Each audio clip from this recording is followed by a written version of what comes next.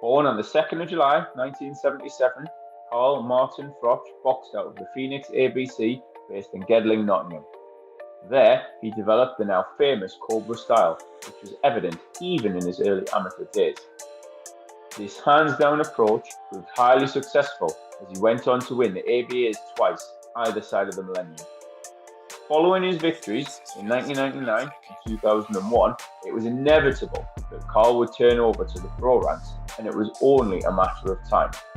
After competing at the World Amateur Championships in Belfast in 2001, where he collected a bronze medal, Froch made the step into the paid side of the sport and began on his professional career.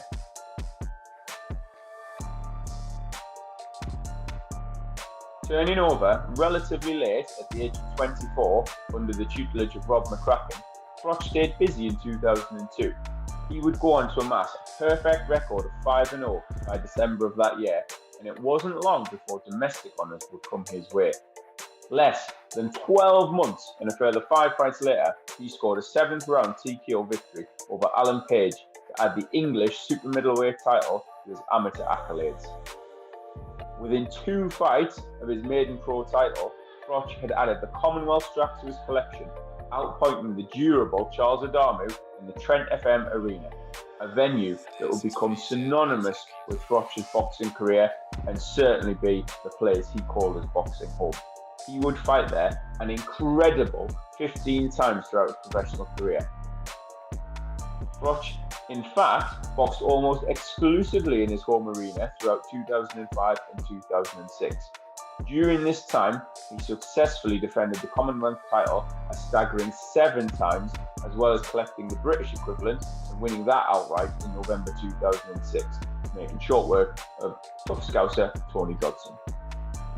He added a further defence against former WBC world champion Robin Reed as he moved towards a world title tilt of his own.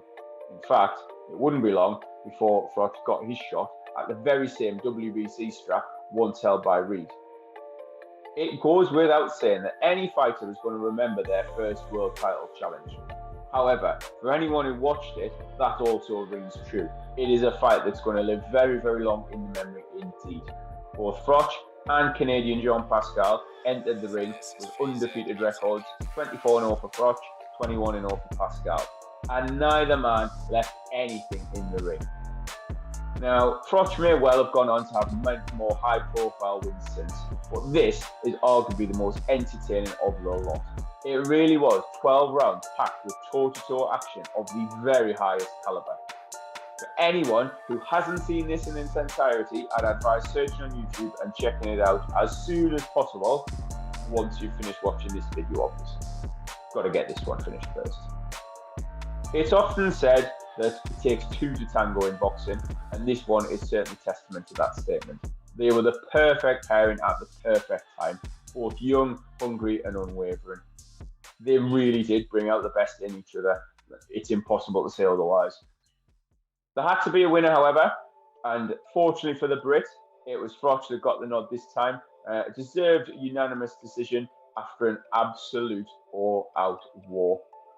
It was certainly the first and the new moment for Carl Froch, at world level anyway, but it would not be the last. At the end of this grueling 12-rounder, after winning his world title fight at home, it was time to hit the road, and Froch's maiden defence would take place in the Foxwood Resort Casino in Ledyard, Connecticut. Only his second pro contest in the States, and who would be the opponent? Former undisputed middleweight champion Jermaine Taylor. Despite moving up in weight, Taylor proved a problem, proved a very dangerous foe, banking many of the early rounds and becoming the first man to drop Froch with a straight right hand in the 3rd round. Entering the 12th and final round, the Brit was trailing 106-102 on 2 of the cards, with the 3rd judge scoring it by the same margin in favour of Froch. Cue the most dramatic 3 minutes of boxing you can imagine. Taylor had to stand on his feet, not get knocked down, just to get the win. Everything was stacked against Froch, but he launched the proverbial kitchen sink at his opponent and eventually wore Taylor down to the point of exhaustion. It's also worth noting at this point that he kept his composure in the most desperate of times. Combined with his ever-present power, his fantastic work rate, he also showed great patience to pick his punches and ensure he landed the knockout blow in devastating fashion. Going into the final minute of the round, he had to get that one punch. He had to get Taylor off his feet, and he managed to do that. Taylor was spent at this point, absolutely exhausted. Yet, credit to him, he showed his toughness, his own willingness to hang in there, to survive, to get that world title. He picked himself back up from a dramatic knockdown with about 30 seconds to go in the fight, got himself back up, but Froch was not to be denied on this occasion. He followed up with a flurry. He threw everything he could. Relentless punching power until the referee stepped in. Now, despite this statement victory, Froch's reputation didn't really come with the recognition that he deserved. Alongside career-long promoter Mick Hennessy, Froch made the decision to enter the inaugural Super 6, a unique boxing tournament featuring, you guessed it, 6 of the very best super middleweights on the planet.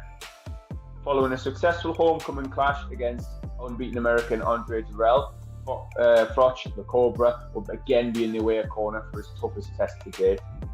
Another all-out war against Danish legend Mikkel Kessler for Froch's WBC title. Unfortunately, the Dane took both Froch's belt and his undefeated record with a unanimous decision. But due to the nature of the tournament, Froch barely had time to lick his wounds before he was boxing in Scandinavia once more. He dethroned the former IBF middleweight champion King Arthur Abraham, and by a twist of fate, Froch's old WBC title was on the line following an injury to Kessler and his retirement from the tournament. Several months after this win, in May 2011 to be exact, Froch parted ways with longtime promoter Mick Hennessy, ultimately signing with Eddie Hearn's Matchroom Boxing. And his first fight under the Matchroom banner took place not long after and continued Froch's winning run in the tournament. He outpointed the crafty and tough Jamaican Glenn Johnson, this time compared with the Abraham fight, in a much more close and competitive encounter. With victory assured, next up was the undefeated American Andre Ward. Froch put in a game performance, but was ultimately unsuccessful against the brilliant Ward, who cemented himself at the pinnacle of the division and would go on to be considered one of the best pound-for-pound boxers of the generation. Although there was some debate about certain Lucien Bute, a Romanian-Canadian power puncher who hadn't participated in the Super 6 and was considered to be avoided by many of the other top names in the division. As is the way with boxing, Ward picked up an injury during the finals but didn't unify against Bute, who held the IBF world title, and the American's loss was Froch's gain. With the backing of Matchroom, Bute was enticed across the Atlantic to defend his belt in Froch's backyard of Nottingham. It often gets forgotten just how important this title challenge was for the Cobra. He was the betting underdog going in against the unbeaten and avoided champion. Many didn't see a way back for Froch if he were to lose this one. The fact it took place on Sky Sports rather than box office is also worth noting. That hinted at the lack of star power that Froch had at this point, despite his stellar record. Now, Froch fans needn't have worried about any of that, because their man produced a vintage display of power punching dominance. He absolutely battered the champion from pillar to post before securing the stoppage in the 5th round, announced himself once again as one of the very best 168-pounders on the planet. The win completely captured the boxing public and allowed Froch to reinvigorate the pay-per-view platform and bring about a renaissance of big-time boxing in the UK. His all-action style, combined with the pedigree of his opponents and Froch's willingness to get in with them, meant he was now one of the biggest names in British boxing, and his reputation was finally getting the recognition that it deserved. Despite Eddie Hearn's best efforts to get his man disqualified, suffering from a dose of premature celebration at the end of the Bute bout, the ref rightfully saw sense and waved his fight off with Bute the beaten man. Before going on to bigger and better things, Froch defended his recently acquired IBF title against Yusuf Mack. This was not the fight the fans were clamouring for, not one that will go down particularly highly ranked in terms of Froch's career. but it was another dominant performance that helped build the momentum and kept him moving towards those bigger and better paydays. He absolutely annihilated Mac in 3 rounds, once again in Nottingham. And this would prove to be his last fight in Nottingham, his last fight at home, although others were taking place in the UK. And I think this was, again, just a very important fight at the time because Froch had to look good. He didn't have a lot to gain, but had a lot to lose, and he dealt with him in sensational style. Revenge was next on the menu for the Cobra, and with the full backing of Sky and Maxime Mel behind him, the Kessler rematch reignited the return of the Sky Sports box office platform. Froch was a man in demand, and they now had the chance to avenge his first career loss. This bout set the standard for the rest of Froch's career and sowed the seeds for Anthony Joshua to grow. Now, full credit to AJ for maximising his own potential. I just feel it's worth pointing out the pathway that Froch provided for pay-per-view boxing in this country and stadium fights, which we will definitely get onto later. Froch has always provided value in his fights, and this one was no different. Another fantastic fight with Kessler ensued, but this time the Brit would have his hand raised in victory at the end. Now he could look ahead to some huge fights. He just had to deal with a routine mandatory defence first. And that is exactly how Carl Froch saw George Groves. Now, as a massive Groves fan, I hope that wouldn't prove to be the case and that the plucky underdog would somehow hold his own and show that he belonged with the elite. But firmly from a Froch point of view, he believed he was a class above his fellow Brit.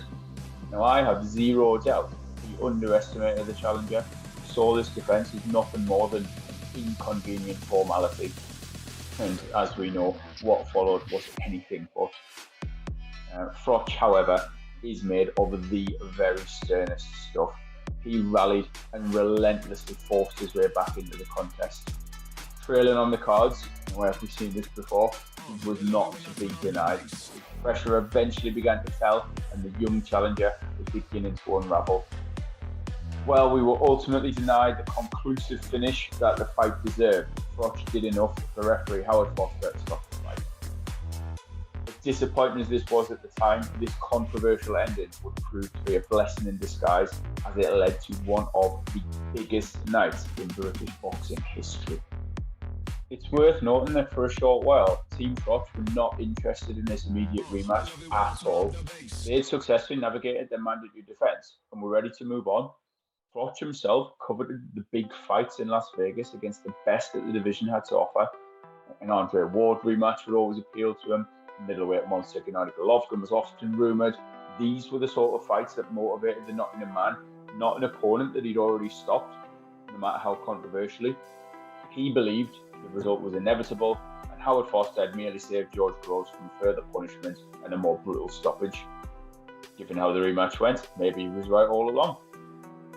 Groves had to lobby with the IBF, and he had to put enormous amounts of pressure on Froch and Matchroom and Eddie Hearn to get this made, and thank God he did, for both boxing fans and ultimately for Carl Froch.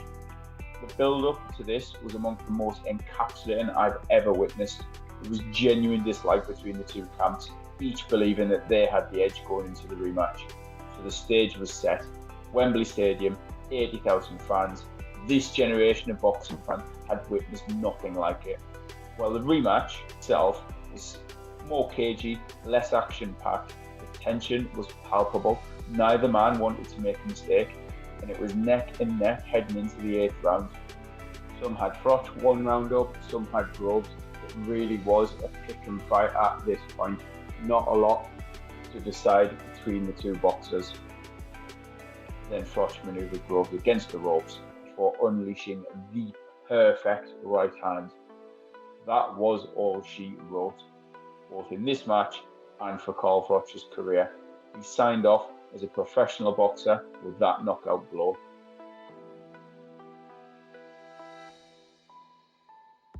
As we reach the end of Carl the Cobra Froch's boxing journey, we also reach the end of this video. Thank you very, very much for anyone who has watched it. We really appreciate your support. We are hoping to produce more of these in the future, so please drop us a comment if there's anything you think we can do better, anything that you particularly enjoyed. Don't forget to hit the like and subscribe buttons. That we really, really appreciate your support. Thank you very much from both of us at BBB.